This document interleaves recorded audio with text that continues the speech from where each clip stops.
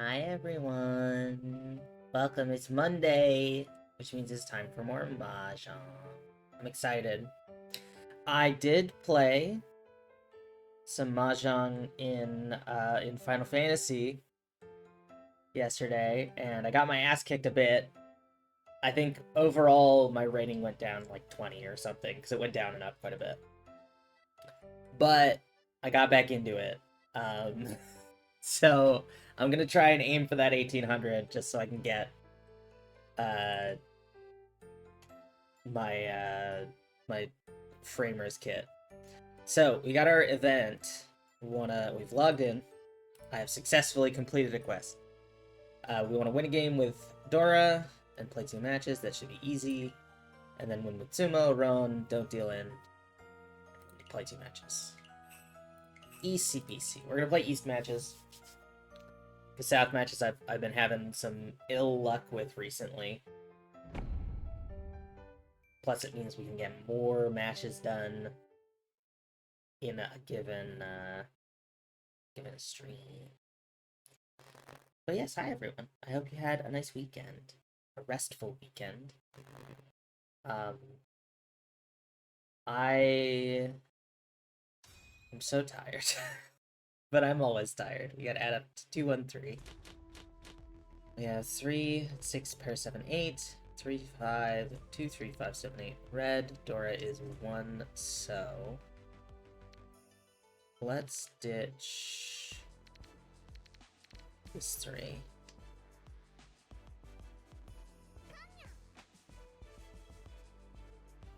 Starting with a con, okay. Alright, that 5, 6 is good. Let's stitch the red. But yeah, I played some matches in Final Fantasy. Spent mostly refreshing the Mahjong tournament results page to see how club members did.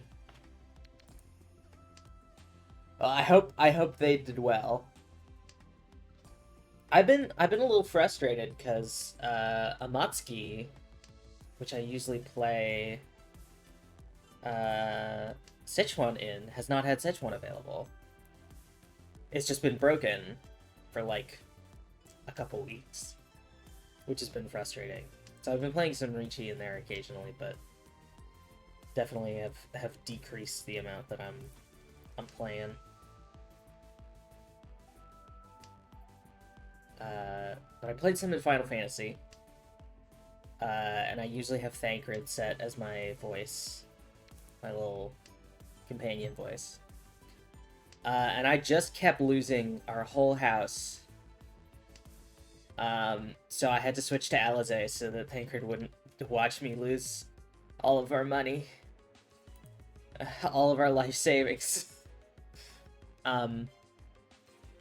But 3 out of 4 members in top 16? Hell yeah!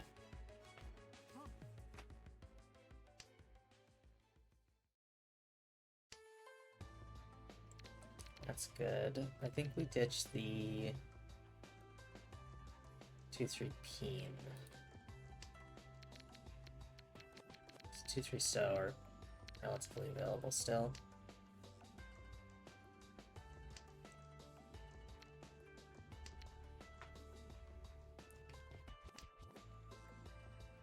But I'm excited! Patch comes out tomorrow. I'm gonna do the MSQ.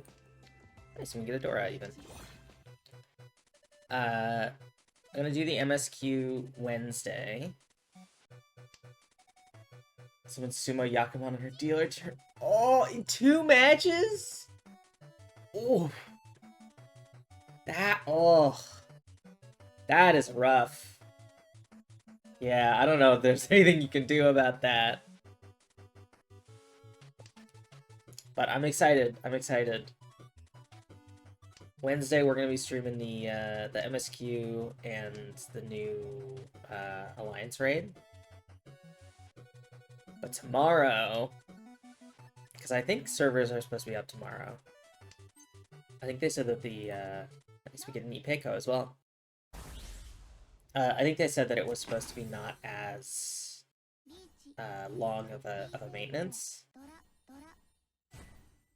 So tomorrow I'll probably get the new Mahjong voices and try them out. I want to see what Bakul Jajas is.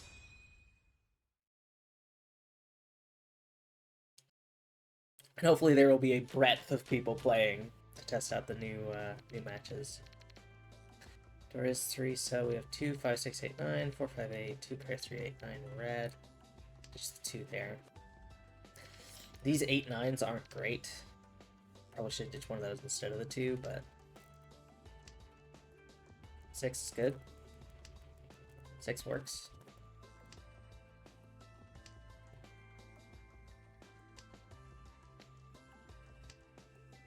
Nice, 3 Dora, so we could do a 2, 3 and then have pair. That'd be pretty tasty. Ooh. I don't mind that.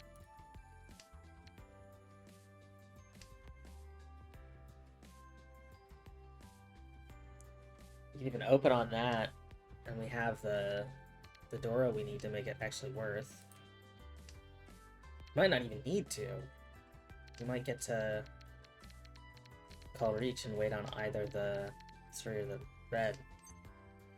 Just like that, baby. Or this. Oh, that's a much better wait. Dora 3, 3-tile wait.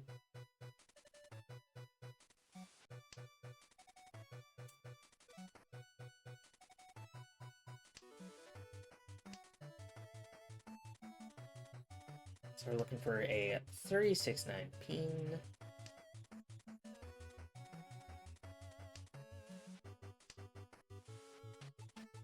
I think also because the housing demolition pause has been lifted,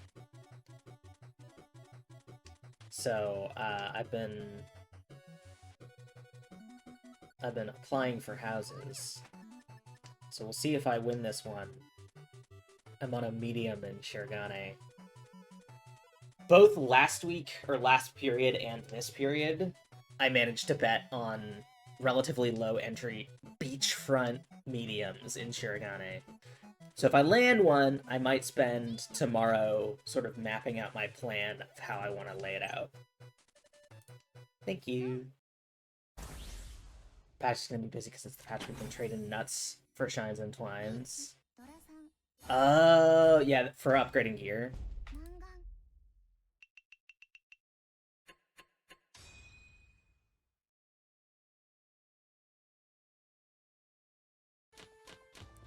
Alright, we are east. Dora is 3 peen. We have green, white, north, pair south, 5 pair 6, 9, 1, 2, 5, 7, 9. Let's ditch the 9 mon. North next. Probably should have ditched north first. See if we could reroll to a better hand, but I counted my hand backwards for some unknown reason.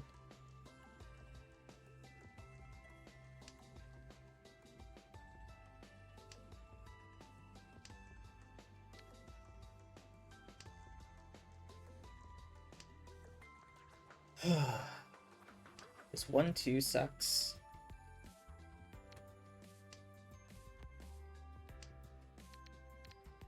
And progging 8 always feels bad when you miss the P1 in range by like 1%. Yeah. I ran yesterday. I ran my very last ever Hell's Cure Unreal. I haven't been running them the past few weeks just because I haven't been feeling like it.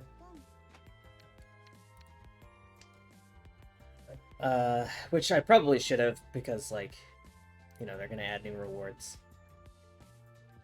And I don't even have all the existing rewards, but I ran it yesterday because I was like, well, you know, this is my last chance. See that, we're already open. Haven't run, I probably won't try and do. Yeah, try and do more M8. I really like Hell's Cure Unreal. I think it's a, which I guess is just an extension of I like Hell's Cure Extreme. I think it's a really good, fun balance of, like, sections where you just gotta hit your rotation and like mechanics without being too overwhelming. Like, I feel very cool when I can like read the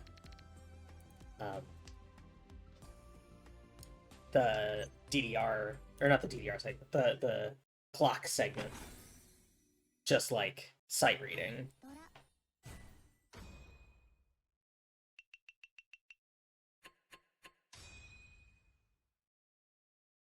When I can just look at it and go like, ah, yeah, it's clockwise, I gotta bounce between these two segments. Alright, Dora is 3-peen, we got 1-5, 1-6, 3-4-5, east pair north, white pair green. Well, there's a pair east. Okay. We can double east, maybe?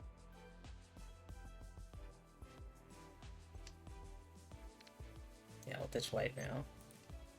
Thank you. Ditch white.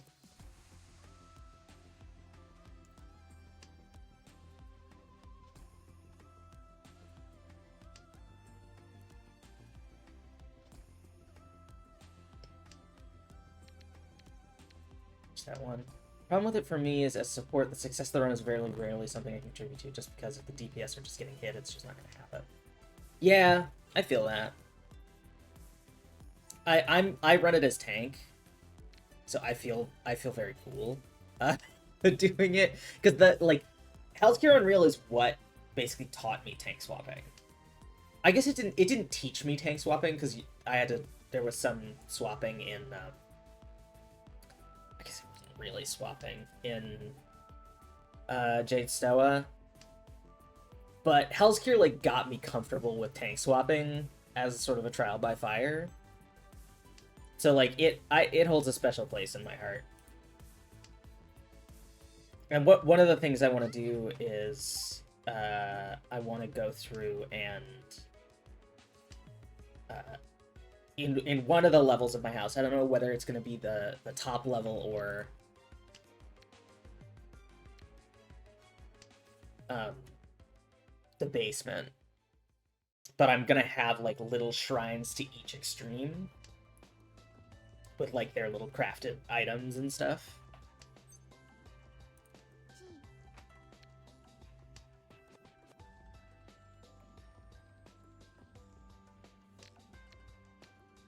And Hellscare is... I'm excited for that one.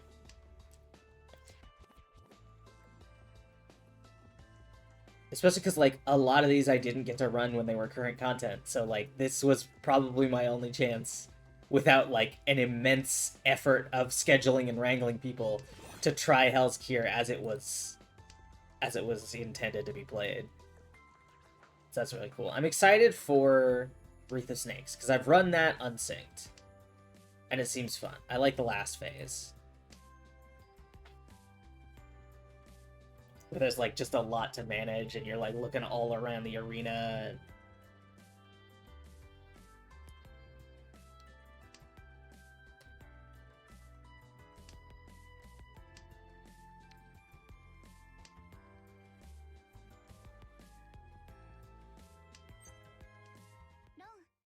Man, I kind of feel bad. Like, I'm not gonna stop.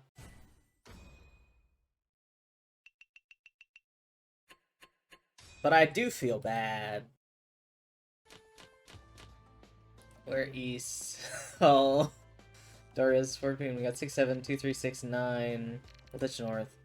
2, 3, 6, 9. White, green, red.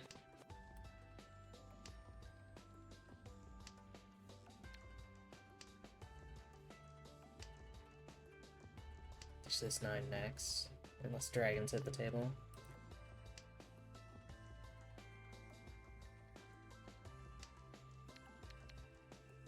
Probably green next.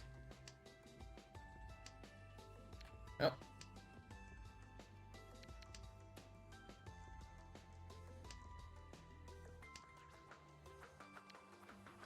There was in my run the other day in my party, there was an astrologian who almost gave me a heart attack. Because they were just like, wandering all over the fucking arena the whole time, including like during the DDR segment, like between bursts of doing the DDR, they were just like in the middle of the circle, and I'm like, what are you doing, my guy? That's terrifying. Please stand in your spot.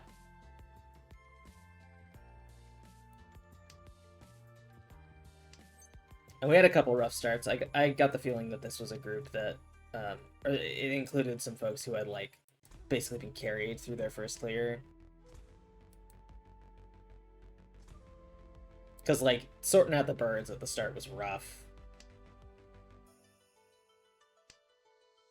We wiped to the post-bird explosion a couple times, and that's no fun.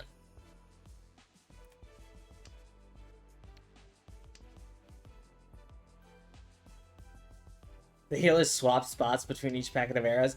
I mean, I get it. If you want to have some fun with it, go for it. But, like, you are gonna make me have a heart attack.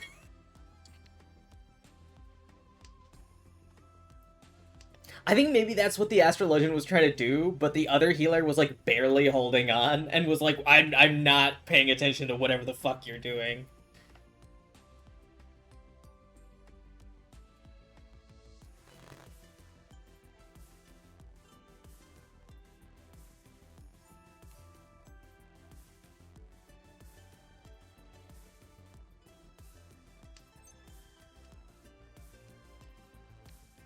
I thought about, I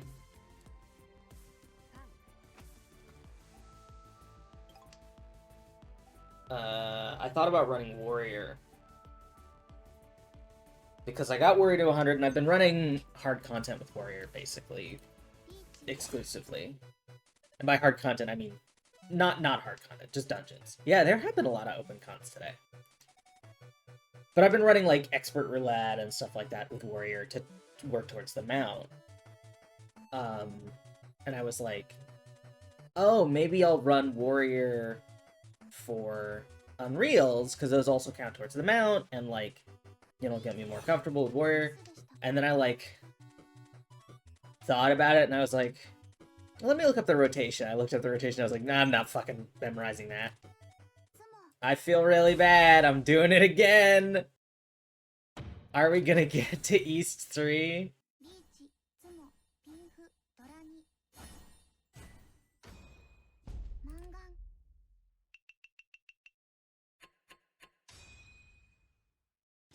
Is there, like, an apologize? How do I apologize? I don't want to do an emote that would be mean.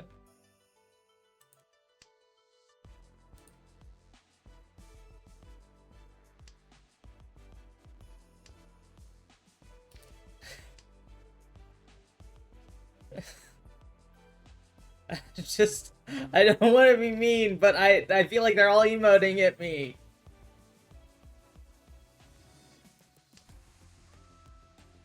Opening on a Chi 123 is interesting. A 1-8 so would get me a straight.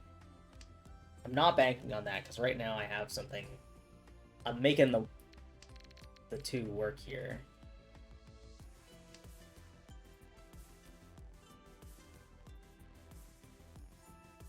Warrior rotation is pretty simple. I think it mostly made me realize that there's stuff that I don't have on my hotbar. And that made me go like, oh, maybe I'm doing it bad.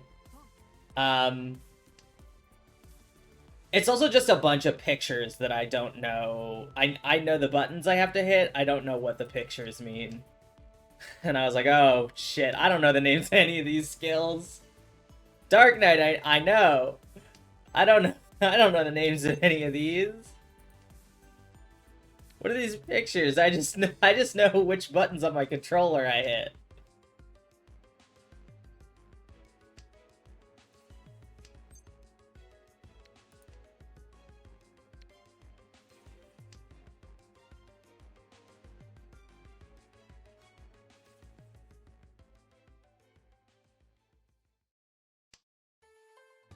But yeah, I looked at it and I was like, do I want to put a bunch of effort into this? Not really.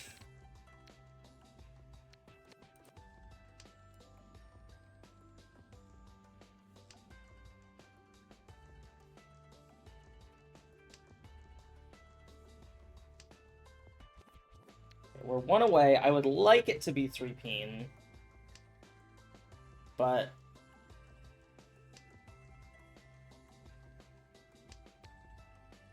we can make things work.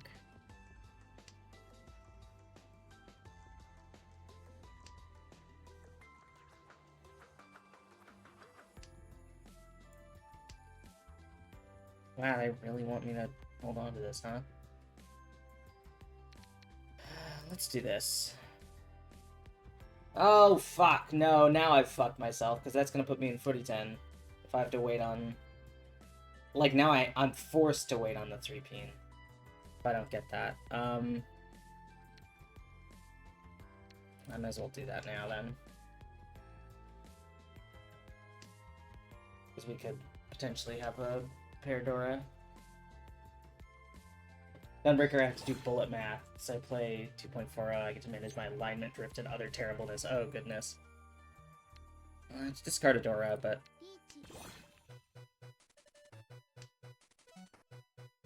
we do what we must because we can.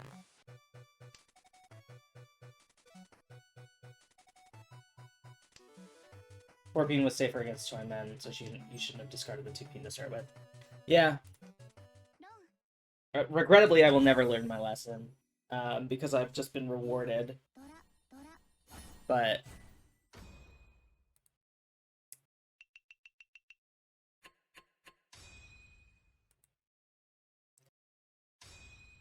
okay, on the bright side, I kind of did a favor to Shimocha, because they didn't end in last like they probably thought they were going to. So actually, I was nice. Thoughts?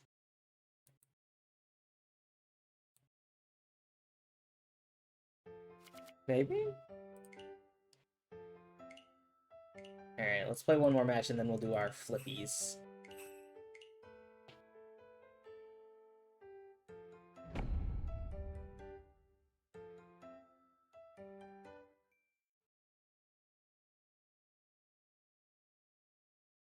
Playing dangerous to run to dealer reach. Yeah. Fair.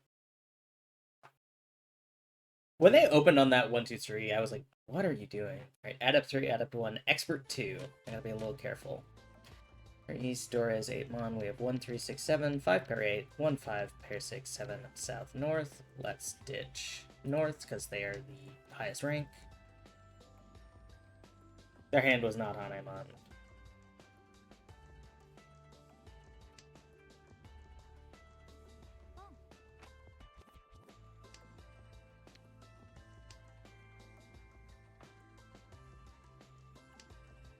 I was like, what? Open on a 1-2-3 mon. Like, either you have a very scary hand or you have nothing. I think it was the latter.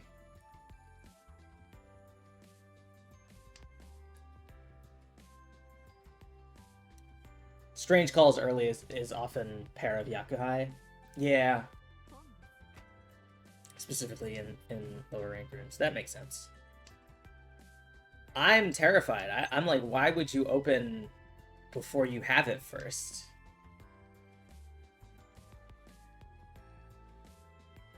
Like, you don't even have the dragon. Why are you just opening your hand for one Han that you don't even have yet? Then again, I did exactly that when I was starting out, so.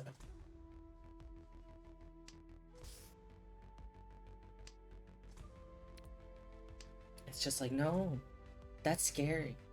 I don't understand.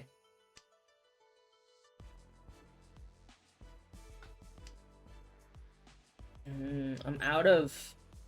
at store. I got little barbecue chicken baozi. And they were so yummy. And I finished them. And now I'm out of barbecue chicken baozi. They're great. They were like little individual frozen ones that had their own little parchment stuff so you could just microwave. And I don't have any of them anymore.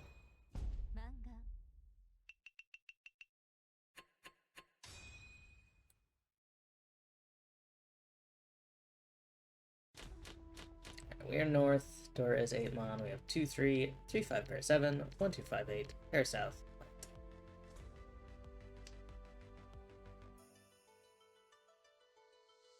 But I'm just like, oh, I'm just thinking about him. I'm just thinking about him. Those delectable little morsels. I want them so bad.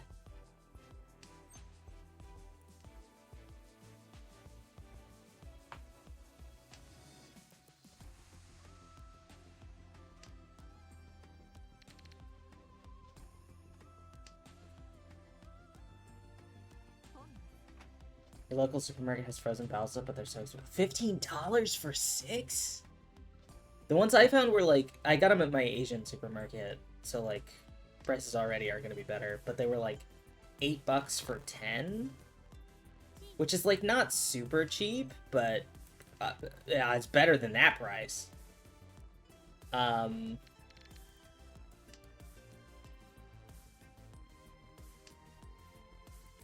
It's nice because like a lot of the baozi options are pork, and I was like, oh, a non-pork option. Yum. And they're good, because like pork baozi were like a same food for me for a long time. And I was like, well, I'll give these a try. You know, we'll see. And then I ate them for 3 consecutive meals, and I finished the whole bag. And I was like, yep, these work. Stitch the souths. No reason to hold on to these. We got plenty of pairs.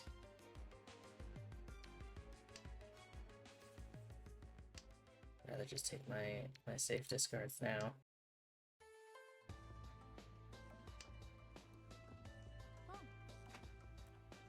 Because like my Asian supermarket,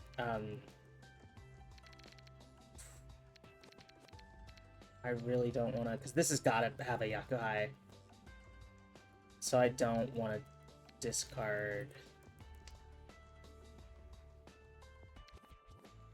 the green into that.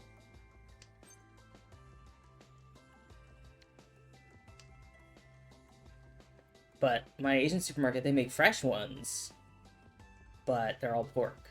Or just like the regular, like, Monto.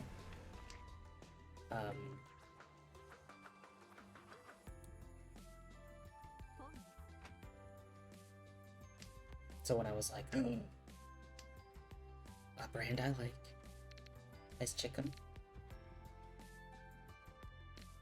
I don't like this. I'm gonna do this and pray. Okay.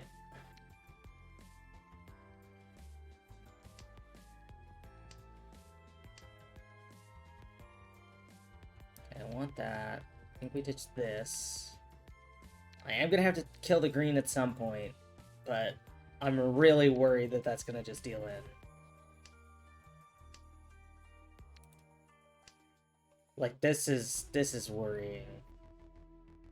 I don't want to discard it. I might kill my hand instead.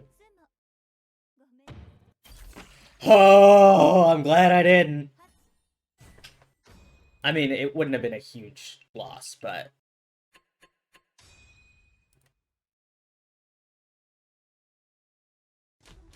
I made the right play defensively there. We are west, door is 1 so. We have 2, 4, 7, 8, 2, 3, 6, 9, 4, 6, 7, 8 green.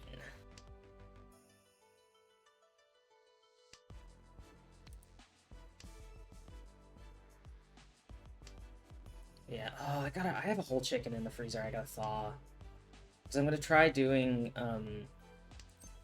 soy sauce chicken, or like the chicken supreme, I think it's called, at some, Chinese restaurants. Because I found a slow cooker recipe, which is awesome, because I don't want to fucking deal with, like, oven roasting a whole chicken. Or, you know, managing it in a pot or whatever.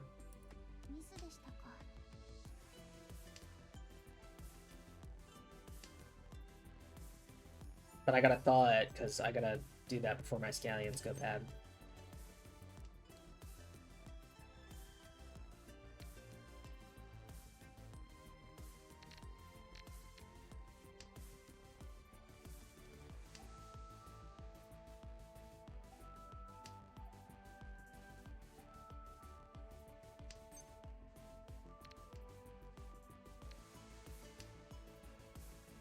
There's a rice cooker one from Souped Up Recipes.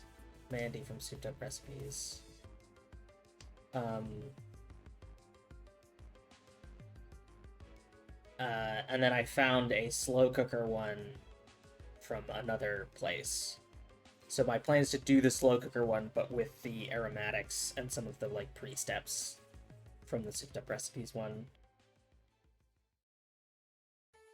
Problem with the local Asian supermarkets is that the good Asian people recommend this one place in the middle of nowhere. Yeah. Many such cases, unfortunately. The one I go to is in the suburbs. Were I able-bodied, I probably could walk there. Like, it's not super far from me, because I also live in the suburbs, but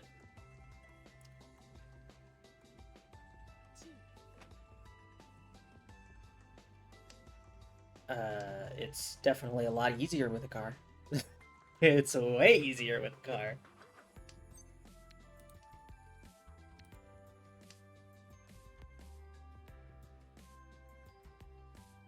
And the one near me just expanded as well. Well, I guess they're technically still expanding. There's construction going on in the middle of the store. But, because there was like a discount outlet next to them that went out of business. So they bought the extra space and are expanding. I went the other day and it's fucking huge. Like, it used to be Kroger-sized, and now it's like... Or it used to be, like... Not Kroger-sized, but, like... You know, not small. And now it's Kroger size. Which does make navigating it an ordeal. Alright. 1 Mona's Dora. We have 4 pair 8, 1, 2, 4 pair 6, 8, 9, pair East Green Red. Let's stitch the 1 peen. I like this pair East. I'd love to get some points someday.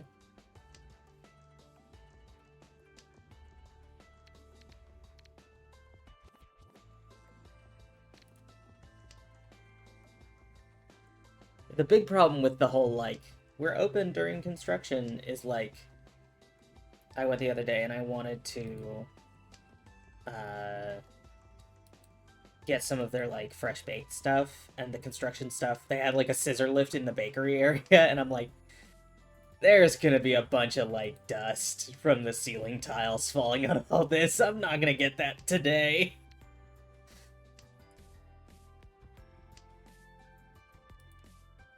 Which is a shame, because they have really good custard buns.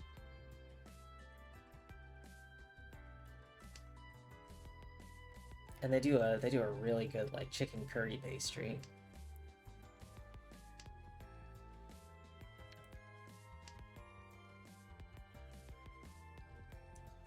But I ended up going to the one in Chinatown, which is an hour away by transit, but it's kind of small because it's so far away. I don't want to buy, like, fish. Yeah, understandable.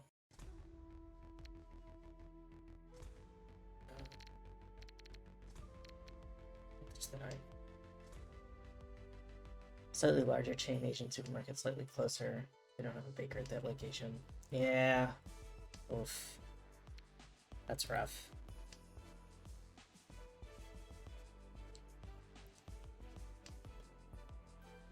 I'm fucking spoiled for choice at the current moment, because there was a smaller and I ditch I'm gonna ditch these, because if I pick up a 5, I'm in footy 10.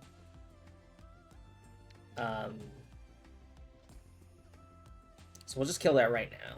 I probably should have killed the 2-4 because I could have pawned on the 6. But because there's a big one that's expanding that has the bakery that's really good, and there's a small bakery near them that has stuff that they don't have. They have like curry beef pastries and stuff that I like. Actually, I don't have footy 10 now, because now the weight is a 5-8 instead of the 888. I still should have kept the 6. Fuck it, of course. Oh, the 5 Pincher Archon. I wasn't paying attention. I was thinking about grocery stores. So there's the big one that's expanding with the bakery, and then there's a small Asian bakery near there. And then... Okay. If I get 2 Han, I could pull ahead into second. 1 Han if I pull from Chimacha. So Dora 1, East Wind.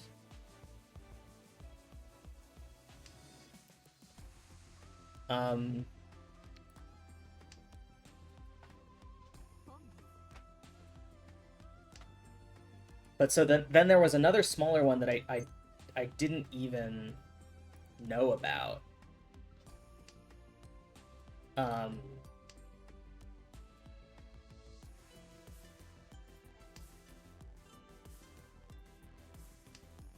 That recently just moved into a bigger space. And they have a really good seafood selection. They're like mainly a seafood place that also has like grocery. So like the big one is more like Chinese, and then the one that just moved into a bigger space is more like Viet and Thai. Or like more Viet and Lao, I would say. So like it's a good selection across those two. I have fish. I got fish that I froze and I have to cook. But I'm like, oh fuck, I got the frozen whole chicken, I have my frozen fish fillets, like I got all this stuff. But like the Chinese one also has a good fish selection and like a food court and stuff. Where you can actually buy a fish and then go to the food court and say, cook this fish for me, please. Which I've done before and it was fucking awesome. It's like a whole stewed fish.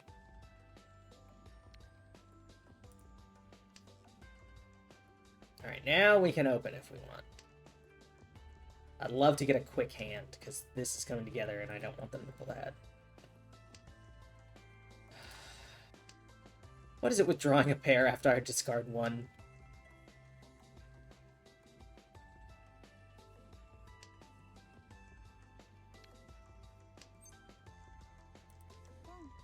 On that.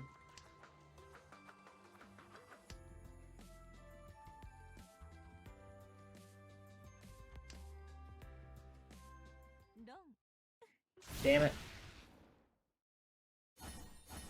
I'll take third, I guess.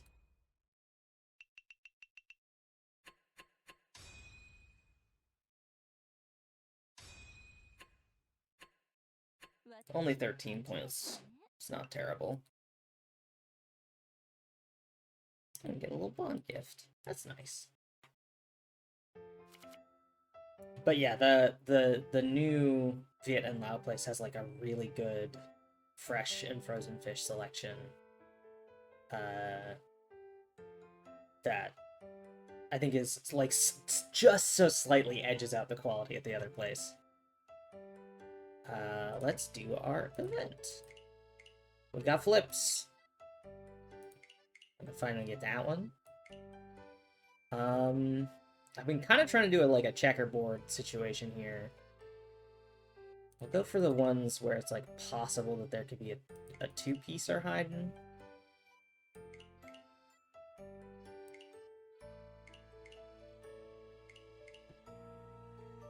And so like in here is really the only place where like a too high could be.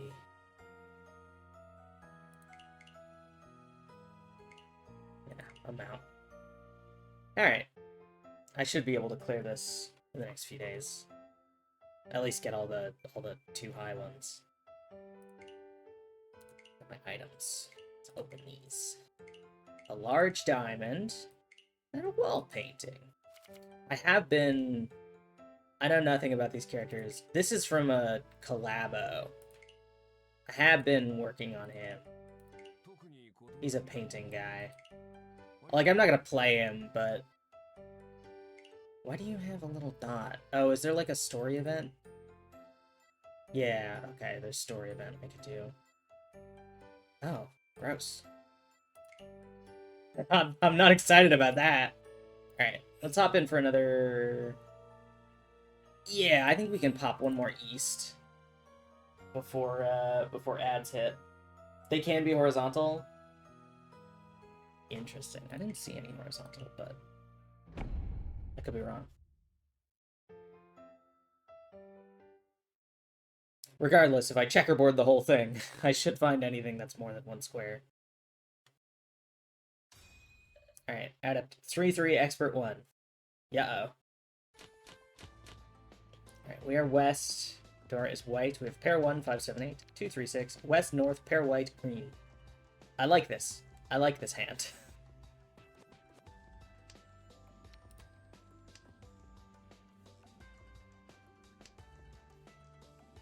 Alright, we'll ditch green next.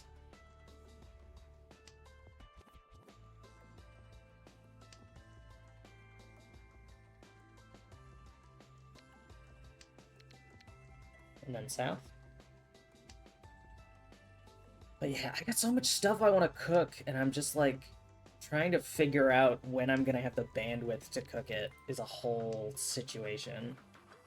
So I wanna fry up my fish fillets because I got some. My partner went on a road trip and stopped at a Buc-ee's on the way back because we don't have those here. And got some Cajun seasoned like oyster crackers, which are on their own are too spicy for either of us. But I want to crush them up and mix them with like some panko maybe, and do like a Cajun breadcrumb seasoned like pan fried fish fillet, and then I can have that in a sandwich or whatever with a little tartar sauce. But I gotta thaw and cook the fish. But I'm like, when the fuck am I gonna have energy to cook all this fish?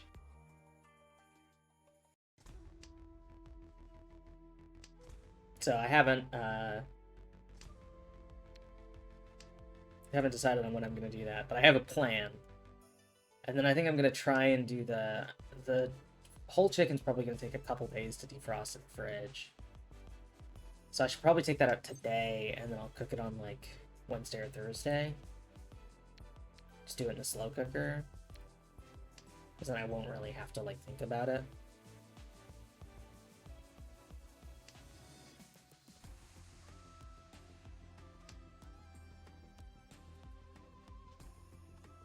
And the nice thing about the slow cooker is historically, I'm not a slow cooker fan. I don't like slow cooker. Because cleaning slow cooker is the worst. But at least one of the 1x2 blue bags are horizontal. Thank you.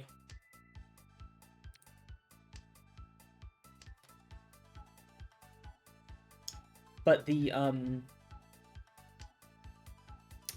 thing is, apparently, you can get slow cooker liners that you can... It's like a plastic, like a heat-safe plastic bag, essentially, that you put in the slow cooker, and then you put all your stuff in, and then you can just throw it away. Which means I actually use the slow cooker now, and it's like, it's revolutionary.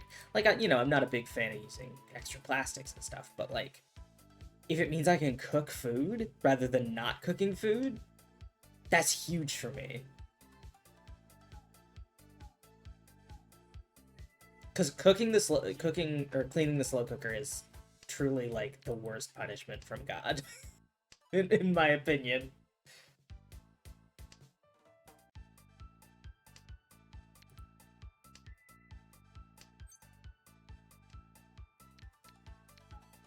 Yeah. Let me just discard one of these and wait on the pair.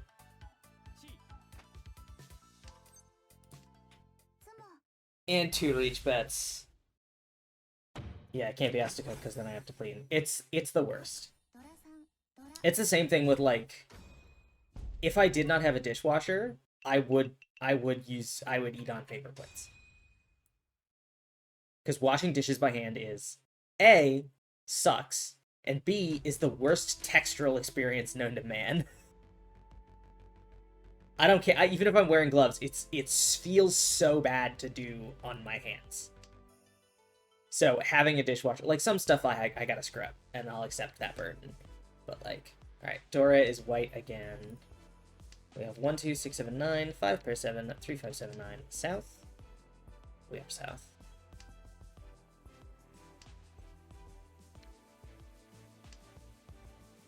But yeah, it's cleaning dishes is a punishment. It's so bad. So like, one of the things that is like mandatory for me when I am living in a place is I have to have a dishwasher. I looked into, when I wasn't sure if we were gonna have like space for like a full dishwasher, I looked into the like countertop ones that like drain in the sink and stuff. I think they do ones of that for washing machines as well, for clothes.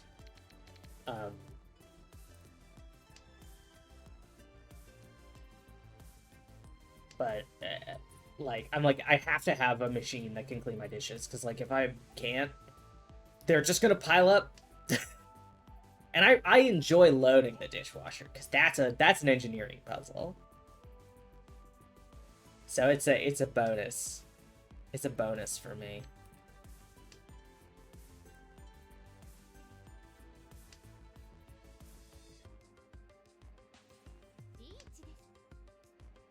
Okay. That's not terrifying at all. Oh, cool. We get a 7, 8, 9, so I can't even use the 7s or 9s to get an easy out. We'll try the 1, 2. Seems the least threatening.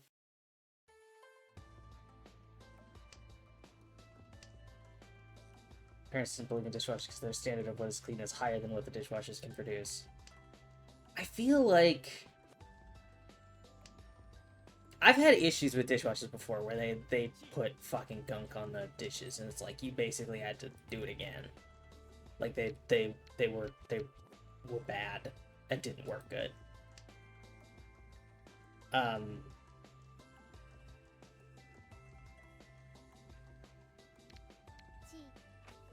I feel like recently, especially with like, I did have a detergent issue where I feel like some detergents leave some fucking gross crap. Because I used to use the Finish Powerball, like, compressed powder tabs. And they, like, discontinued those in favor of the, like, gel pods, which leave garbage all over your fucking dishes. So, like, it took me a while to find a dishwasher detergent, again, that I could trust.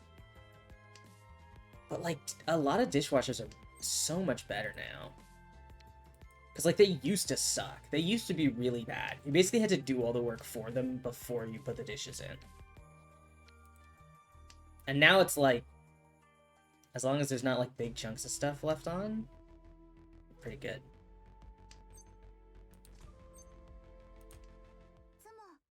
That was a bad weight, and I got real lucky with it.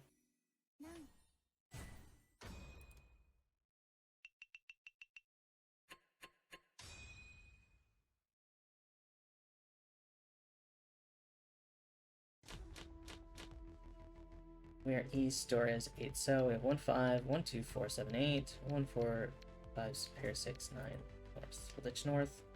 This one is superfluous, this one sucks, this 9 sucks, this one sucks.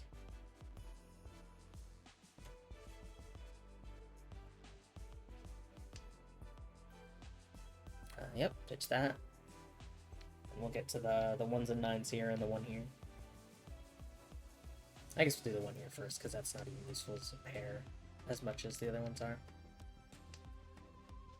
Well, it's more than nothing. It's less than something, but it's more than nothing.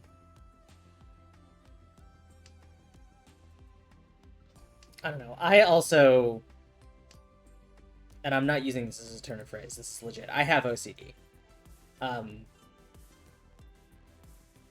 So, like, I do get weird about the cleanliness of my dishes. I mean, that's honestly, it's part of why I should have kept the white and ditched the 9, but worked out. That's part of why I hate hand washing dishes. Is like the contamination aspect of it is a big thing for me. So switching detergents was like a big deal.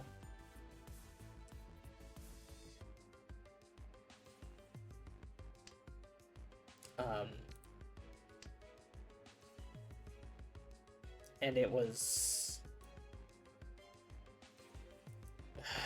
It sucks that I couldn't find, because we used to have, our detergent was unscented.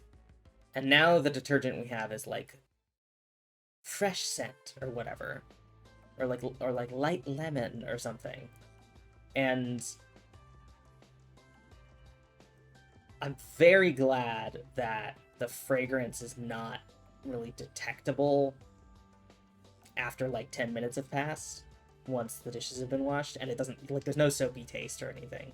But like, that was a big fucking thing for me.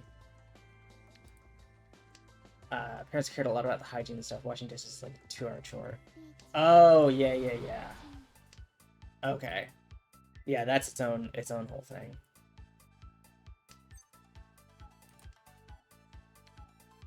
I'm glad now you can just use whatever you want.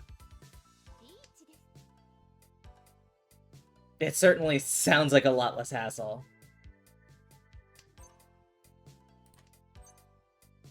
I might call reach on that. Discarding a 5 mon I'm not stoked about. But I will. 3-6 so. Turn on auto run. Tossing Dora into Riichi casually, yeah. I'm just about that.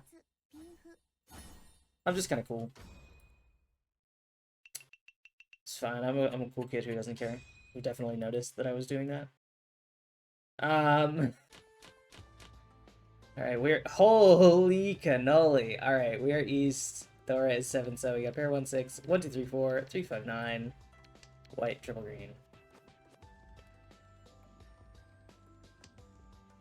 Alright, well, we can ditch white now.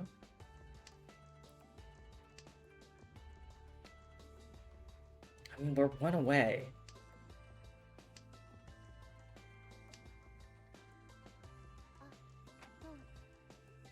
One of the matches I played the other day on Final Fantasy, someone just casually got a double Riichi. And I was like, come on, man. I don't know what to fucking do about that. I can improve it. So I'm not gonna call Reach yet. Because if I can turn this into a double-sided weight, then I'll call Reach.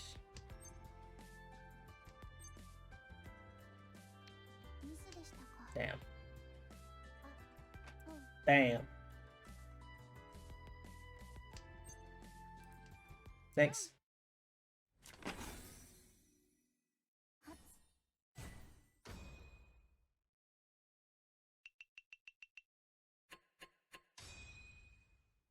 Yeah, it just sucks because it's like I have fucking no idea what tiles. Alright, Dora is 8 mon. We have 1 pair 8, 9, 8, 1, 2, pair 5, pair 6, 8, pair east. I'd love to open on that east. That sounds delicious to me. It's just, it sucks because I can't read their discards. Because they don't have any discards.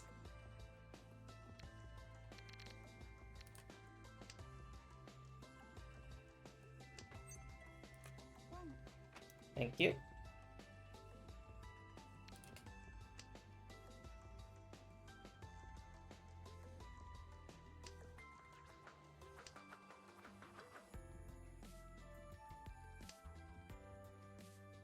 Five is good. It's not called Bone on either of these. I'd love to call Bone on Dora. I'd be very, very happy. I would be delighted. Dude, we could even, I mean, we could fuck a Toy in here. If we want it. Just for fun. Okay, let me just real quick snooze the ad.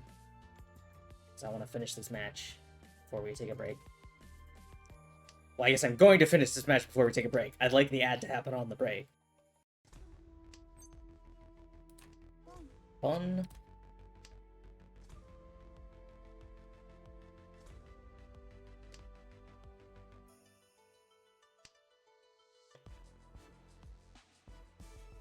I'm not gonna go for Toy if I'm presented a better opportunity, but like, it's right there.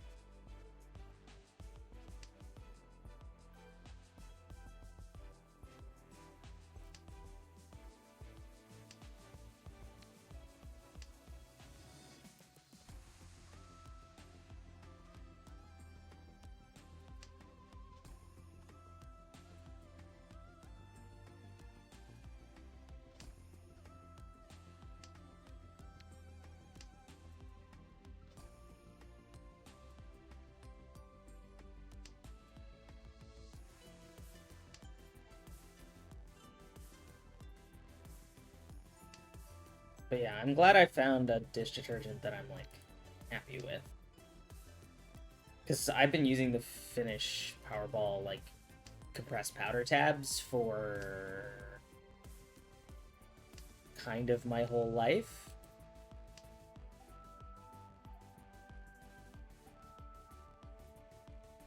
Like, my whole independent life, for certain. Whenever I've had a choice in dishwasher detergent, it has been those. I think because I grew up with those and I trusted them.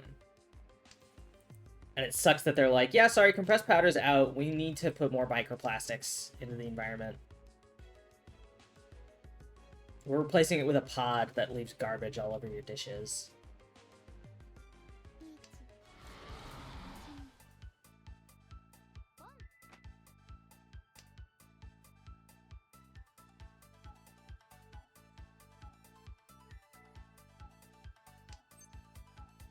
Oh, that's just rude.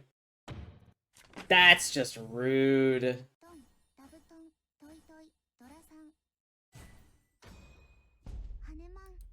That is a rude Hanemon. Oh.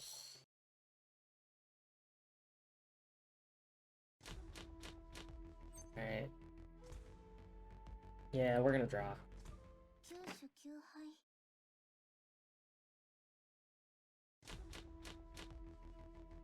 Where east store is 4. So we got 2, 5, 6 per 9, 3, 4, 8, 1, 3, 4, 8, south.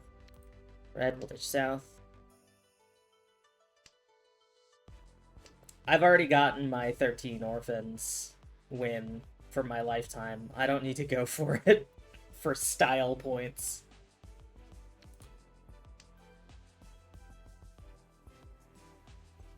This 2 kind of sucks. This 8 kind of sucks. Everything else is okay. We've got a Dora and an Aka. 3, 4, 5. Take that. We could potentially Sanchoku on 3, 4, 5s or 4, 5, 6s. It's not out of the question.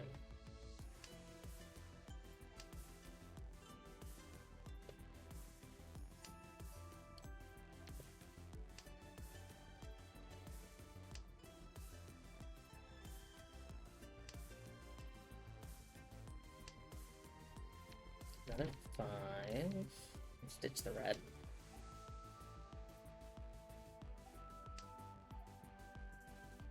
But yeah, it's It really sucks, especially because like a lot of the good like powder detergents, the powder detergents that pass my sniff test are expensive because they're the like kind of crunchy, like send your bottles back for a refill kind of things. And it's like, listen, if I had the cash, I'd do that. But I don't. I gotta work on what's available at the grocery store. Or Costco.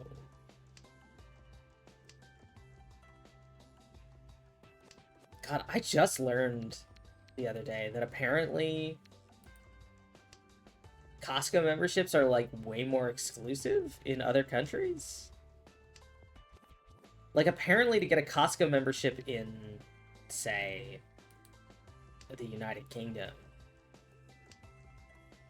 you need to be like a healthcare worker or something. Or like a business. Which is insane to me. Because in the States, you just, like, pay $60.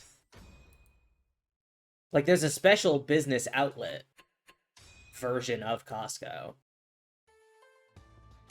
Right, we are north. Door is 2P. We have 1278, 358, 145. Pair west. Right. Yeah. My condolences.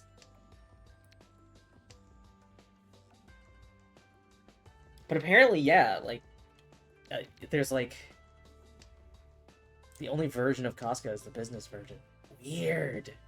Because I know, like, they have, like, regular Costco's in, like, Japan, I think. But the membership requirements for their regular Costco's are different. And, like, a Costco membership works worldwide. So, you can actually, a lot of people, who regularly use Costco but don't live in the United States will come to either the United States or Mexico to get a Costco membership because it's easier to obtain one. And then they will go back and you can use your like Costco membership you bought in another country in your home country. It's the same thing where like Americans with a Costco membership can go to Japan and just go in Japanese Costco because they have the membership. Fuck! I forgot to pause it. I didn't delay it enough. Shit. Fuck. Oh, I'm sorry. Damn. I tried.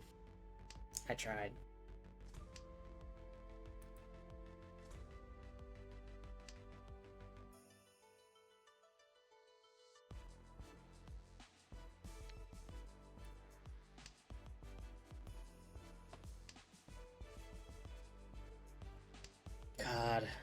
That's all last. We could have made it work.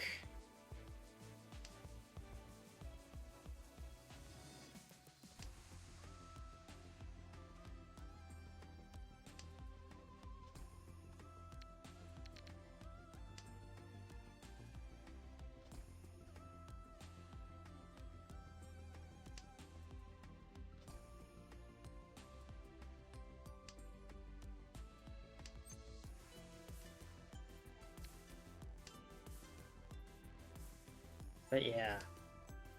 I don't know, it's weird how Costco works.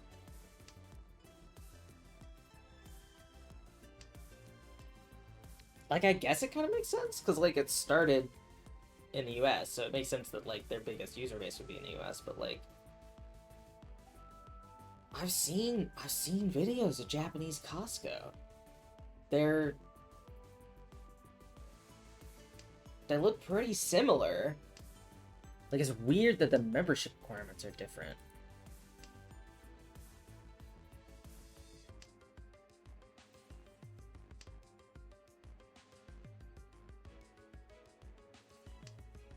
I just don't get why it would be so much different.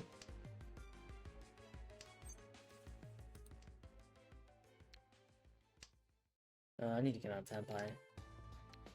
I should have called that. We have Tanya anyway. I'll chi that.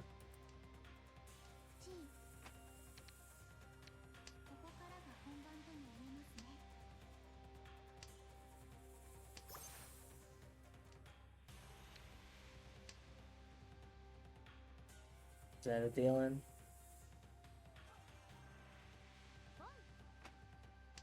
Not to the reach.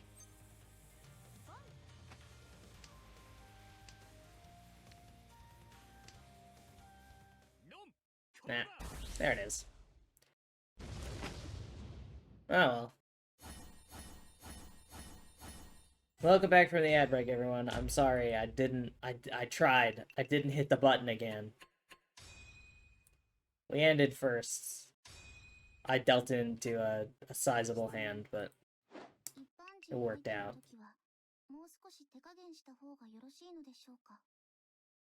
Yeah, let's just... You know what? Yeah, we'll just queue up for another East match. I was thinking about maybe doing a South match, but... Just keep with the Easts.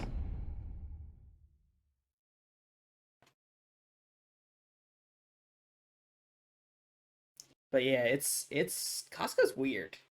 It's very strange. But I love it.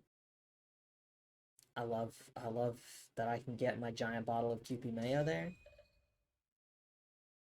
I love that they have bakery. Add up 312. We are east. Dora is 1 peen. We got pair 27, 2478, 4567 west, white, green, which is west. Green next, probably. Everything else is alright.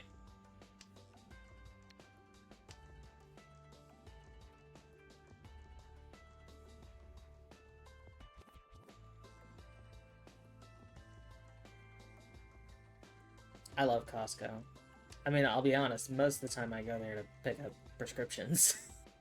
Because they're a closed pharmacy, but...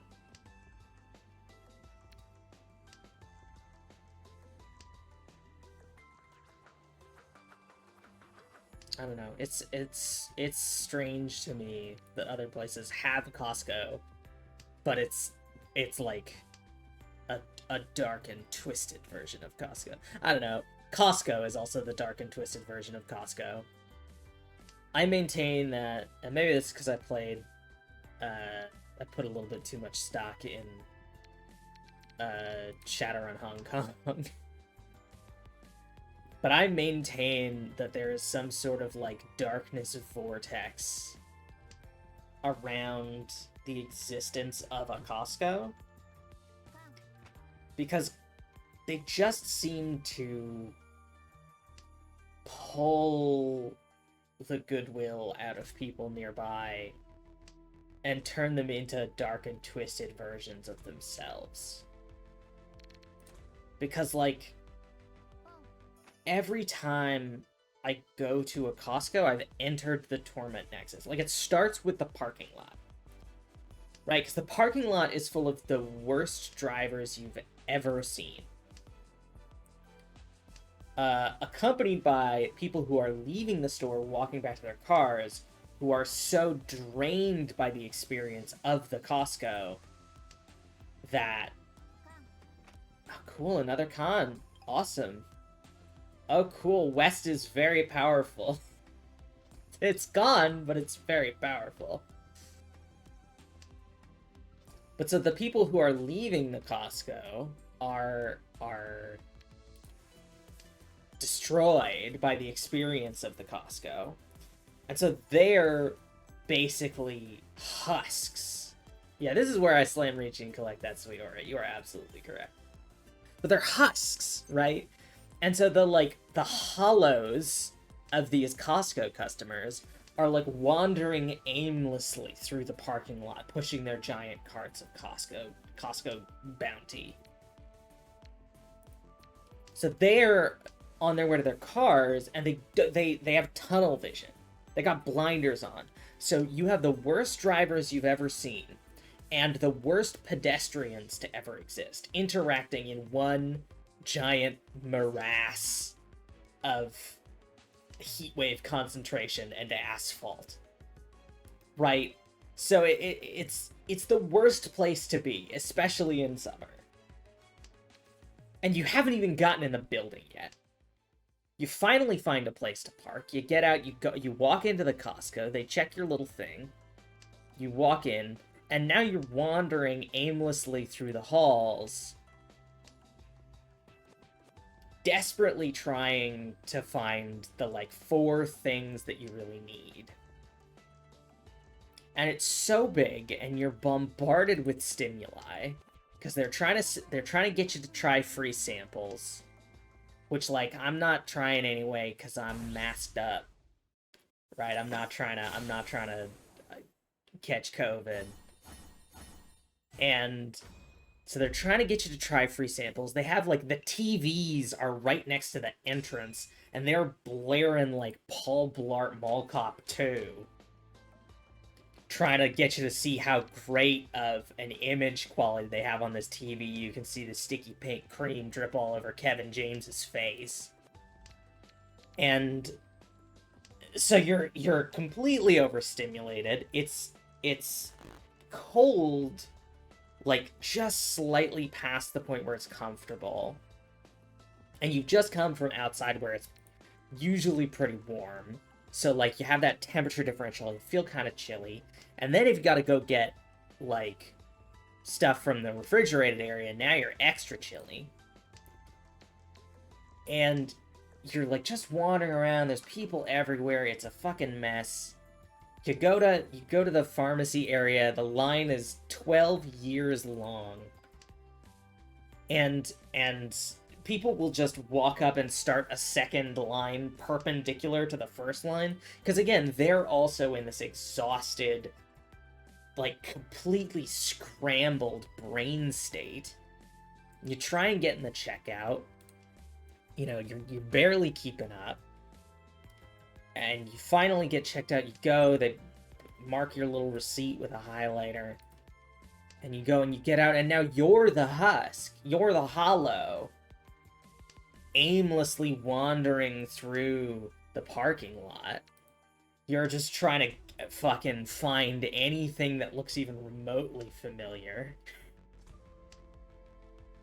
Meanwhile, cars are trying to kill you with all their might, because they're frustrated by all the other bad drivers. And, like, you leave with a bounteous treasure, but at what cost? Well, I mean, the $60 a year, but at what cost? Like, emotionally and physically. What level of toil has been wreaked upon you? But I love it there. You get a great hot dog. It's a good dog.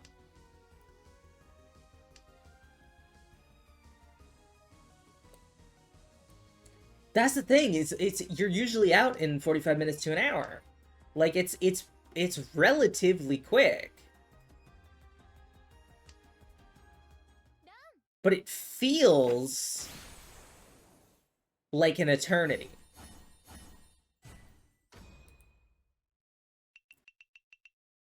I think it's probably only gotten worse with, like, the general level of goodwill in the United States plummeting. Like, the general level of being kind to your neighbor just absolutely taking a nosedive since the start of the COVID pandemic. Costco is a terror zone. Like, already people's driving has gotten a lot worse in general, because people, my theory anyway, is because people feel less like they owe things to their fellow man, and so they just do whatever they want on the road, which isn't great. And so, like, when you condense that into a parking lot the size of a Walmart, it's not good.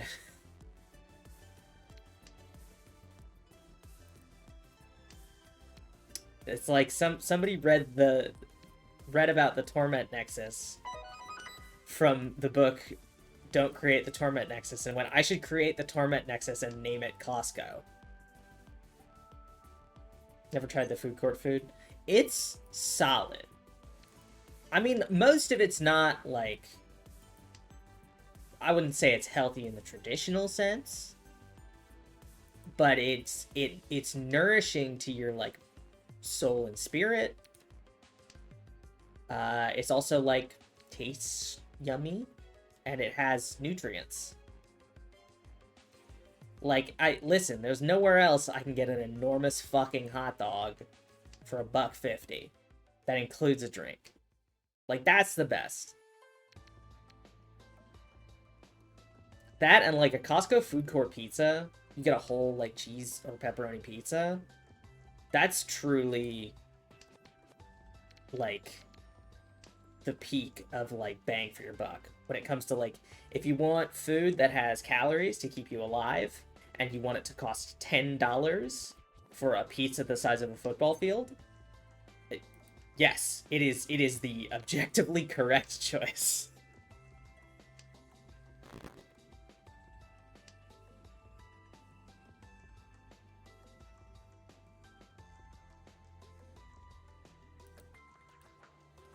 But they got like acai smoothies and stuff. They taste pretty good. Those are definitely... The thing is, the options with less, like, nutrients for your body and your spirit are also, like, more expensive. So if you wanna get, like, an acai bowl or whatever, you can, but it's gonna run you, like, $10. And it's like, at that point, I could get a pizza and not have to buy groceries for a week. Like...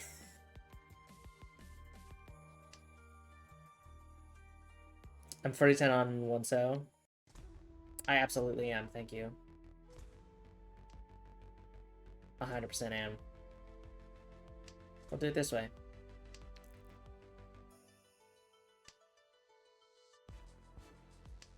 Is this anything? Probably not.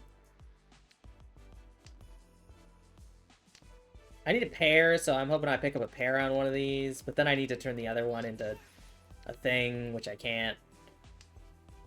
Like, I've kind of porked myself. I don't know, we have 15 tiles left, like, I need to get on 10 pie.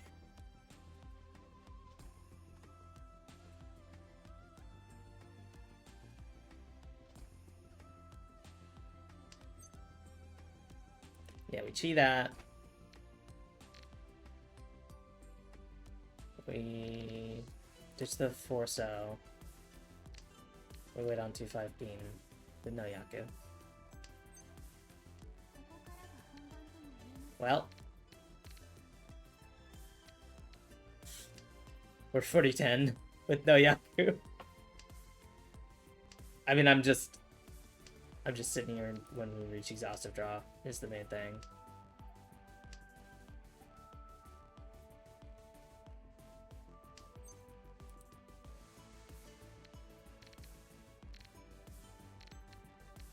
I discard something that I know that 2-peen is safe, so we'll do that. There we go. And nothing changed.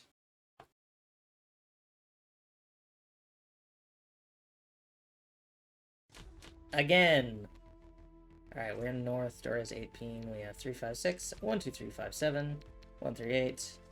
White, green. I like that 5. Ditch green. Oh, I should ditch white because it's already on the table. Whoops.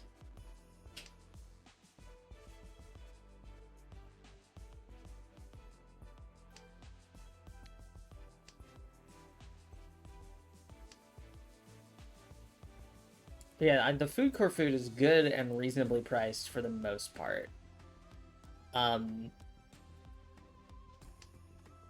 not a chicken bake person. Some people love the chicken bakes. The Costco guys love the chicken bakes. I just think it's not a good deal. Oh, I'll take it, Dora. Thank you. just comparatively for your money. I mean, it's a decent amount of food. I just think that there are better options at the food court.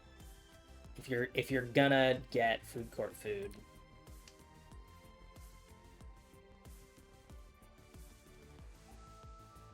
My parents were all into the health food fads and anything which wasn't that was. Yeah, my parents were the same. Very much like, I don't know. It's the cultural, like, disordered eating as lifestyle situation. At least with my parents. It was very much like, this is a socially acceptable way to justify having a very, very fucked up relationship to food.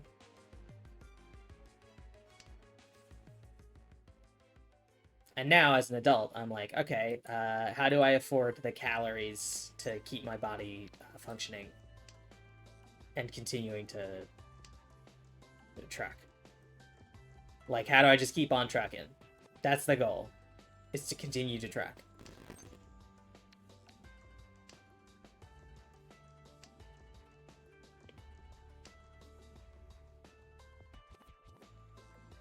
So, it does, I will say, the Costco Food Court Pizza, if you have a similar relationship to dairy that I do,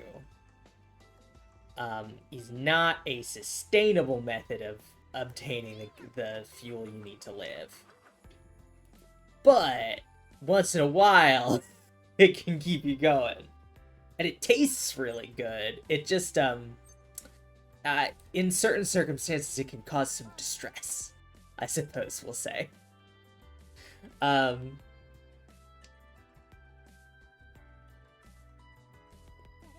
it's good.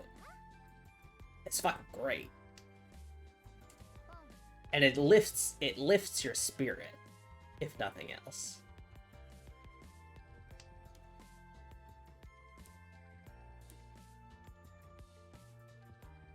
Yeah, pizza's like the huge culprit, I feel like.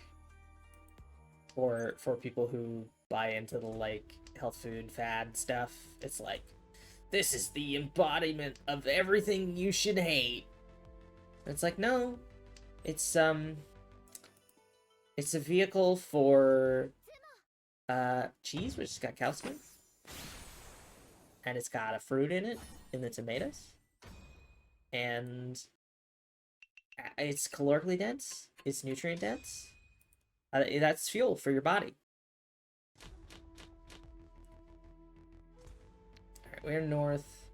We're at 7p. We have 6, 7, 8, 9. Pair 3. 1, 3, 5, 7, 8, 9. West. We'll ditch west first. Yeah, I love pizza, but I can only tolerate so much. The problem is, when I was a kid, I could absolutely smash pizza with no problem whatsoever. We can go straight here, just for free. That'd be awesome.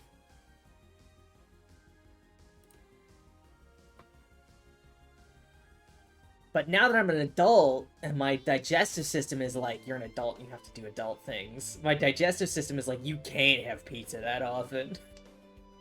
And I'm like, oh, but I'm trying to make up for when I was a kid and I didn't get to have it. Also, I love pizza as a food because it is, like, on its own, like, plain cheese pizza is relatively nutrient dense. Like, it doesn't cover everything, but it's got a good bit of, like, diversity and nutrients in there, right? But then it is the perfect vehicle for you to supplement nutrients, right?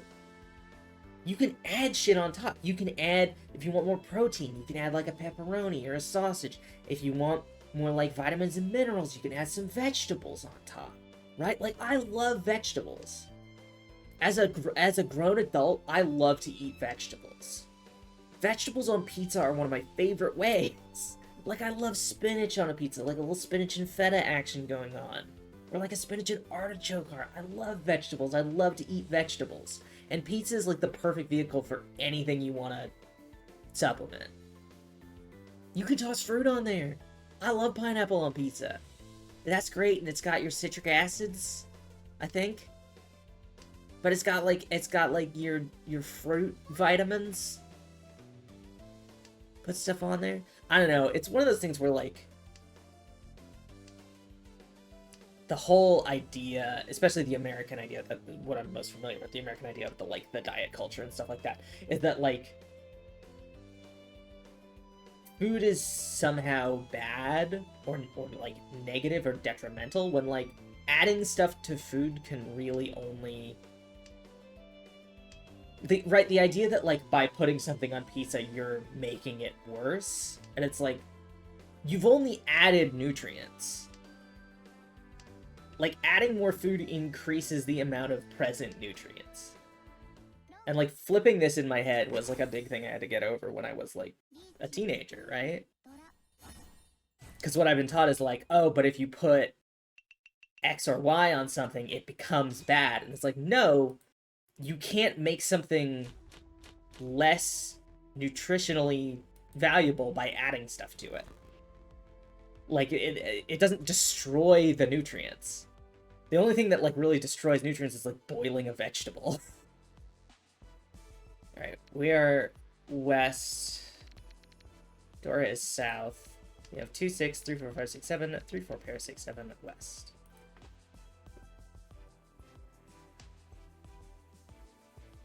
Not to mention that, like, nutrient absorption is much, much higher when you're enjoying the food you're eating. Like, that's inherently a truth about food, is that if you enjoy the taste of a food, your body absorbs more nutrients from it. A higher percentage of the nutrients become absorbed into your body. Like, you can eat, like, your depressing kale salads all you want. They aren't going to provide as much nutrients as if you put, like, a nice dressing on it that makes it taste good. Right. Salads, I feel like, are a big thing. Is, like, the idea that a salad's not healthy if you use, like, ranch dressing. Right? Or, like, Thousand Island, or any one of the dressings that are deemed as, like, bad for you, or whatever. It's like, no, if it makes it taste good, you are A, going to eat the vegetables in the first place, and B, absorb more nutrients from the vegetables in the fruit place. In the first place. Like, it's...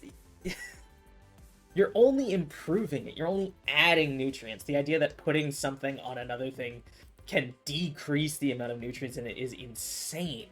It's just not how food works. The fruit in that platter we were served is not in season, so it can't possibly be natural. Yeah, that's the thing, is it's not rational. These judgments of it can only work if we're assuming that it's ideologically consistent, which it isn't. Because it's motivated by fear, it's motivated by disgust and a sense of superiority, and right, that whole situation.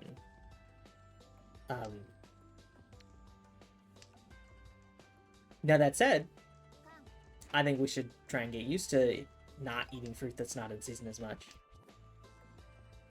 Just because it takes a lot of energy to ship that from the places where it is in season. But it's not like poison.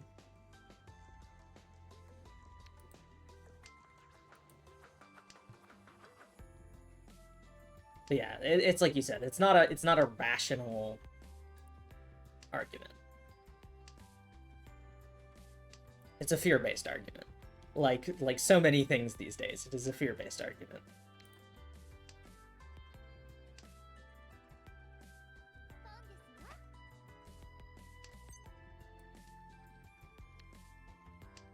Now this worries me a little bit.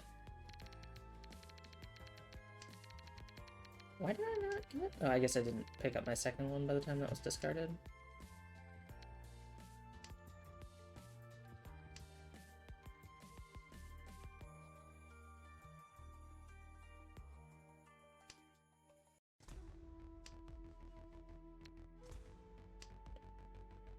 So we're one away. Do I want to call Reach if I don't have my Wests? Well, I don't have to think about that.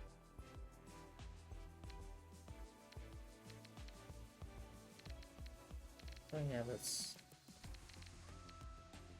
do this.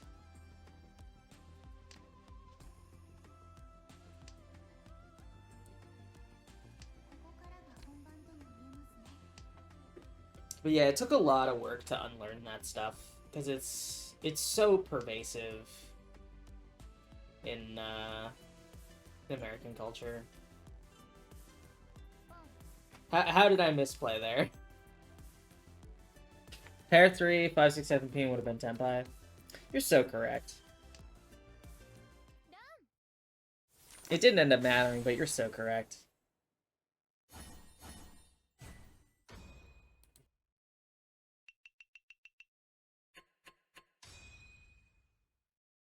Oh, I could have run on the Tuso, yeah. Hello! Alright, we are south, it's all last. 6 So's door, we got 289, 679, which we'll ditch. 2479, north, triple red. Ditch the north.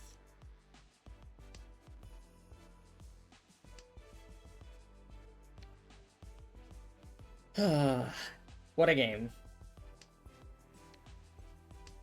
But yeah, it's really, really pervasive in American culture.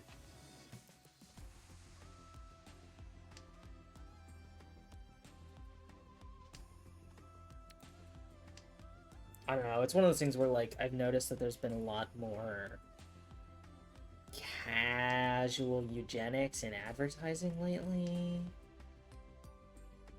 Which, as a fat person and a disabled person, is like, that's not good. Uh-oh. That's bad.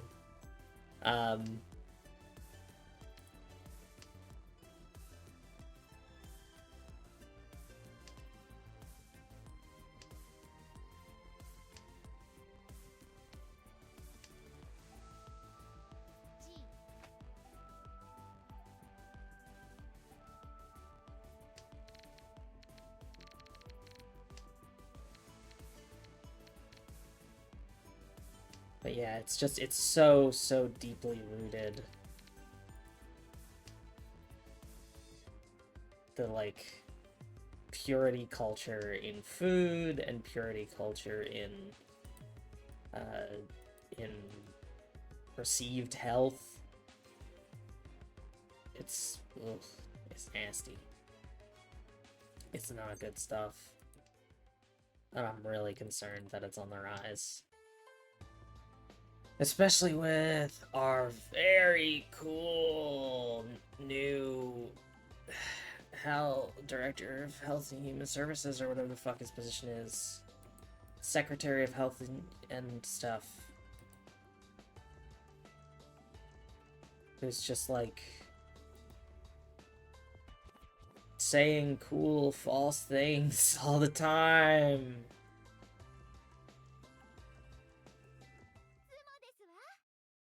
Oh, shit. That knocks us out a second.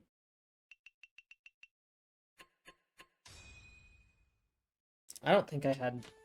Oh, no, actually, hold on, we repeat. That's right.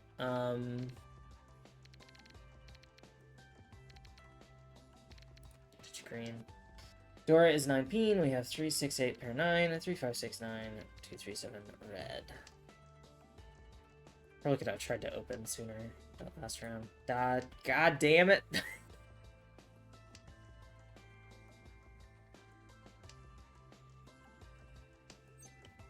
But yeah, it's pretty distressing to see how stuff has changed recently. This stuff has been pervasive for years, but I feel like it's gaining a more significant foothold, which is pretty scary. So I'm glad that, like, I'm not the only one who's seeing this and going, what? Huh? Guys, this is bad, right? I'm very happy to be surrounded by friends who are like, yes, no, this is bad, and we are all recognizing how bad it is.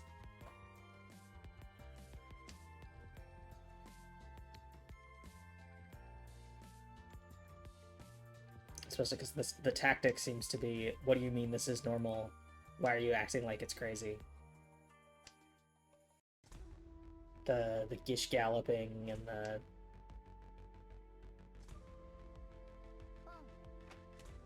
all that.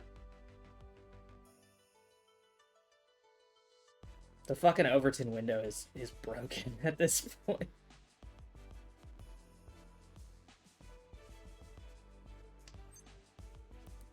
But yeah, I'm really grateful to have good friends who I can talk to about this kind of stuff.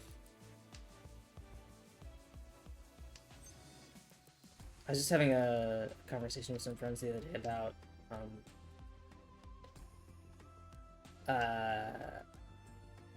phonics versus whatever the new thing that they're teaching kids to do for reading. Cluing. And like learning about how cluing works, it's like listening to someone describe how an LLM works. Like it's straight up, it's like, yeah, just like use your context clues to figure out this word. You don't need to be able to read the word or know how to pronounce it or know what it is. It's like, I feel like being able to sound out words is instrumental. What do you mean? What do you mean you don't need to learn how to sound out words that you don't know? You should just memorize looking at a word and knowing what the word is. That feels like it can't be as effective, and all the science is like, it's not as effective. But apparently, a lot of people are like, yeah, this is how you should teach children how to read.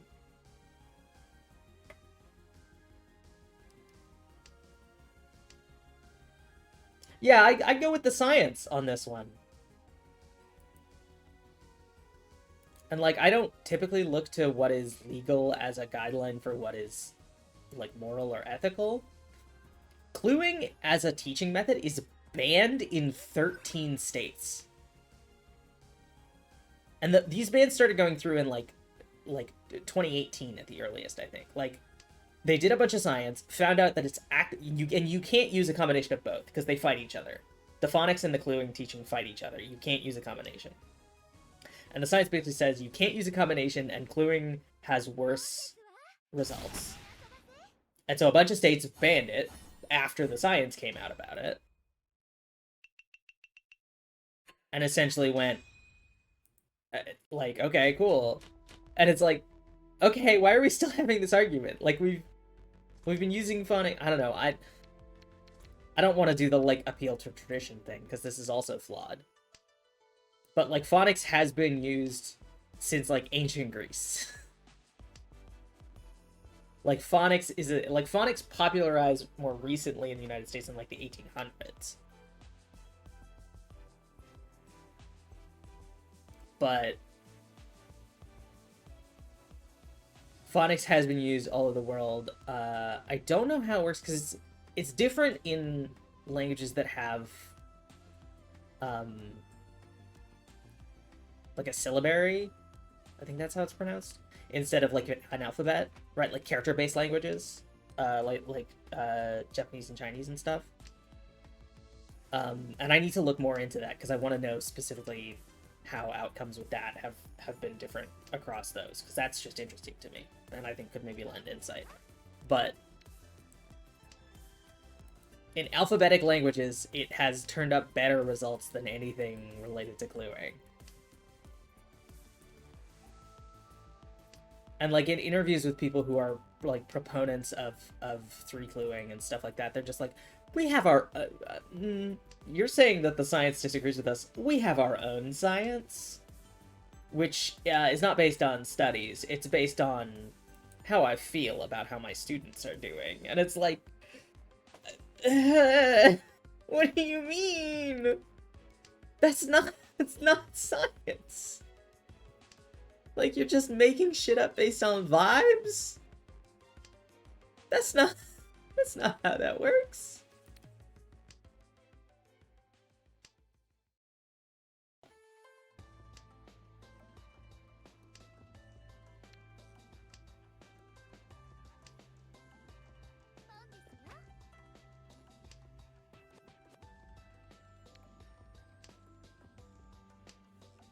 But yeah, it's a trip reading about this stuff.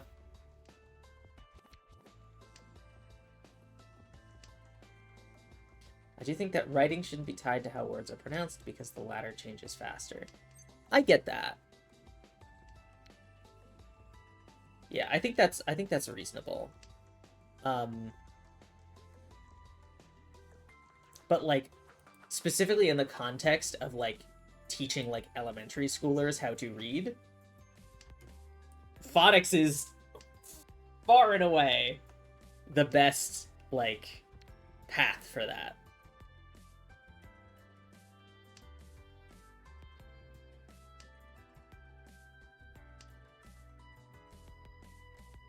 But like especially with like dialectical changes and stuff like that, where like it's not tied directly to, and English is not fucking consistent when it comes to this at all. Like I know as a kid I thought that attorney and attorney were different words because I had heard attorney, but when I read it I was like, that says attorney. So I assumed the spelling of attorney was different.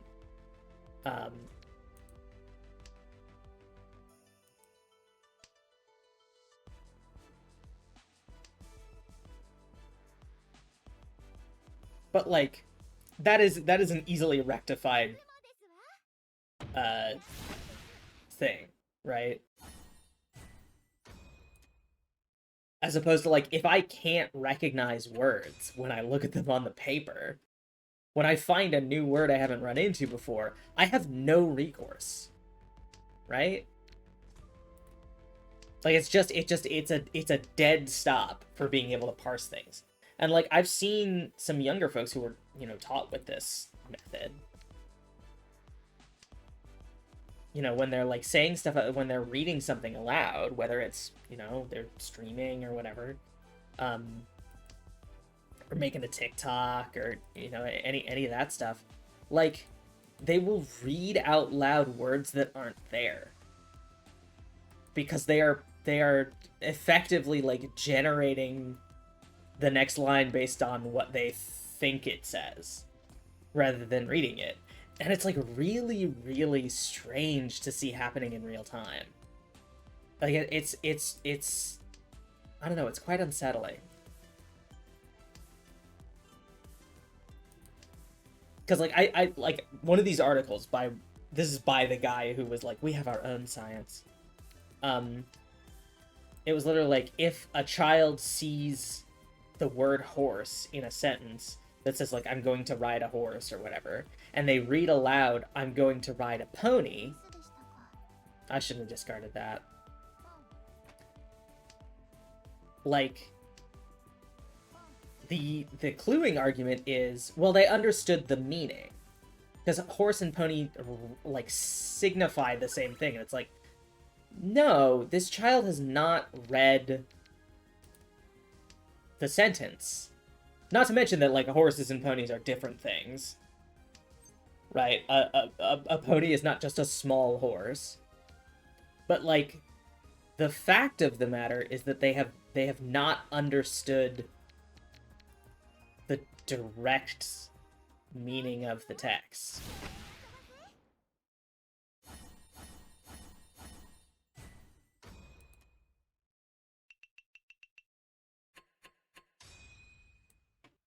Which is right, you failed that child. You failed to teach that child how to read a text because they are inventing words that are not present.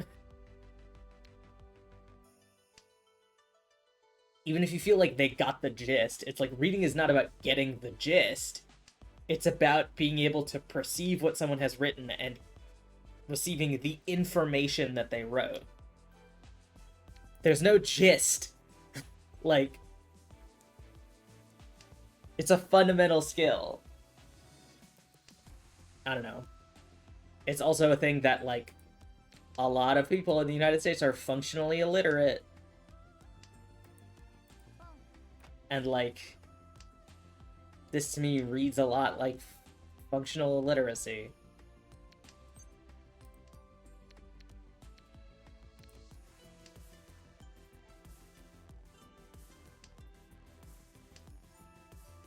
And that's not even getting into media literacy, which is...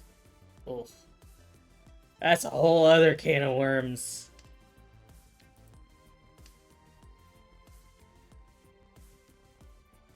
I have met, like, professionals whose job it is to, like, interpret other people's statements.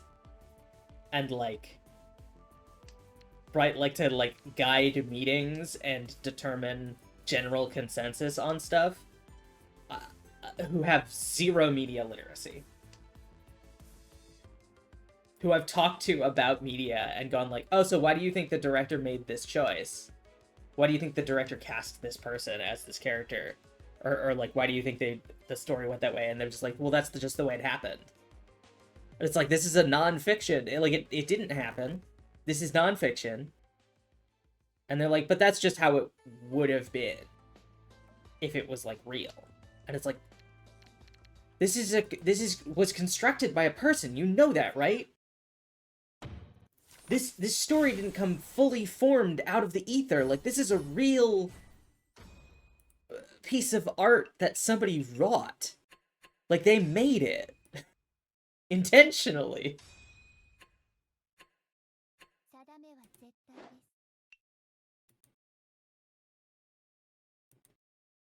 But that's... The notion that writing is supposed to be an authoritative record is a fairly modern idea. A lot of history writing is supposed to be a reminder for stuff the reader should already be familiar with. Yeah, I understand that. But, like, when you are teaching someone the fundamental skill of reading, they should be able to interpret what has been written and not what they think has been written. Right? Like, that distinction is the important part.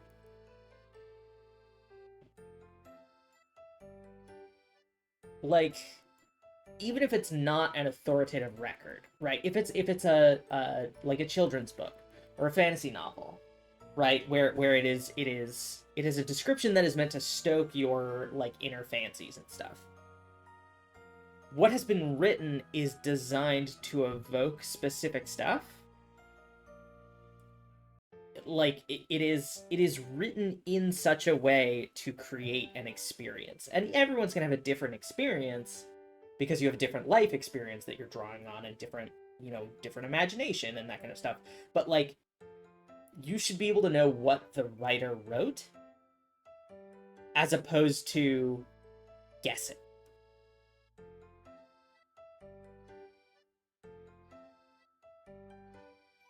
Right? Like, if a child was reading Harold and the Purple Crayon, a great children's book. I love this children's book. It's for children. It is not particularly difficult. If a child was reading Harold and the Purple Crayon, and they came up to me and they said, I love Harold's brown crayon, or like, Harold has a great pencil, I would be very concerned for that child's literacy. Because it's a fundamental misunderstanding of what's been written, right? Like, it's in some cases, small tweaks might not be apparent.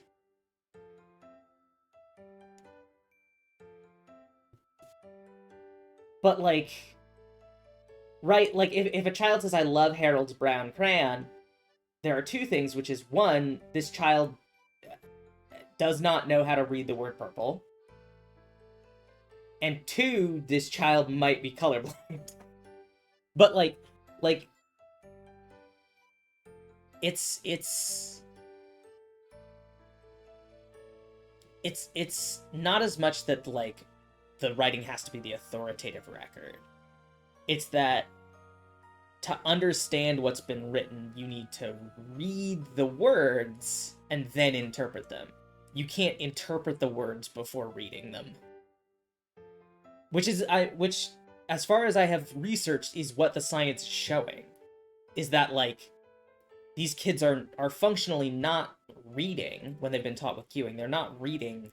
They're guessing what has been written. Because they can't, if they encounter an unfamiliar word, they can't sound it out. Like, they literally do not have the capacity, because they were not taught, to sound out the word and go, oh, I've never seen this written before, but like I know these sounds. It's asparagus. Oh, it's asparagus. That's the vegetable. I've heard of that. Right? Whereas if they've never read the word and they're working on cueing, they'll go like, oh, it sounds like it's a vegetable. But they don't know what it's called. They don't know what vegetable. They might not even know that it is a vegetable. It's like, oh, it's a yucky food.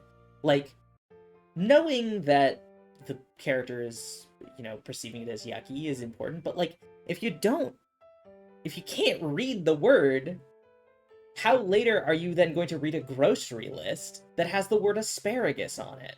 Right? Like, how do you context clues are useful, but when they're your only tool, particularly if you've been taught to use them to the like, context clues are only important if you can read the words.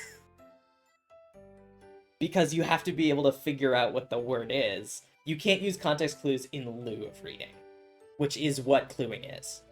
And teaching with cluing does, like I said earlier, like, they've seen the mixed approaches, and the science is saying that teaching with cluing ultimately is harming the kid's ability to use phonics. Like, you teach phonics first, you make it so that they can sound out the words and say them and read them and understand the words, and then you can use context clues as an additional tool for figuring out words they don't know. But if you teach cluing at that important early age, the phonics stuff falls apart. And then these kids can't read, like, they will just stop when they see a word they don't recognize and not be able to be like, I have no idea what this means. Or, like, guess what it means and be very wrong. Which is... God, I'm worried for the kids. I'm worried for the kids. But it seems like the general... Aside from, like, the specific lobby that makes money off of selling books and cluing approaches and benefits from, like, functional illiteracy, it seems like the overwhelming consensus is like, hey, phonics works. Let's stick with phonics. Which we can see in the states that are banning cluing, which I appreciate. Like I said, I don't know how this applies to languages that have a syllabary or a character-based writing system as opposed to an alphabet. I imagine phonics would be more useful with a syllabary, and probably less useful with a character-based writing system. But then, like, Korean is kind of a syllabary in a trench coat, hey? But I'm curious, because one of my friends did mention, like, Chinese, like, literacy rates have, like, really spiked. And, like, currently are basically at, if not 100%. So, like, I would be really interested to see what kind of approaches they're using there. It's like, that's really interesting to me. I want to learn more about that. I feel like that could help inform my understanding of how phonics works in English versus cluing. But I do not speak Chinese, so mostly when I'm thinking about this, I'm thinking about how it applies to English, and particularly English speakers in the United States, because that's where, like, the big battle is happening. Exposure and rote memorization, yeah. But I'd be really curious, because like, that's the other thing is, I feel like, and this is yeah, if you don't know a character, your only recourse is to look them. I know some characters are constructed of similar meaning stuff. Like, I think Crow uses the character for bird, so it's like you can kind of interpret it that way, but again, I don't have a lot of experience with it. But, like, from my interactions with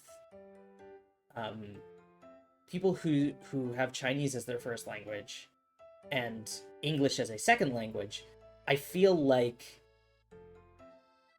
when learning a new word in English, almost always I see them sound it out. Right? When I have like, you know, when I've had classmates whose second language is English, who are Chinese, whose first language is Chinese, like that's almost always how I see them do it. So I wonder if in teaching English to Chinese students, because I know like a lot of Chinese students in school in China learn English as well as like a second language. Like I wonder if they're using phonics for that, because that feels like what I've seen. Again, this could be just based purely on my experience and the people I've interacted with in my life. But I'm really curious to learn that. I'd like to figure that out. That said, I think I'm gonna end stream here for today. So let me see if there's anyone I can raid. Thank you for coming and hanging out, and I feel like we had a really good discussion on this kind of stuff. Conventional explanation is most characters, they're radical, which hints at the meaning, and a phonetic, which hints at the pronunciation, but they're 3,000 years old. Yeah, okay. That's really interesting. I have to look that up.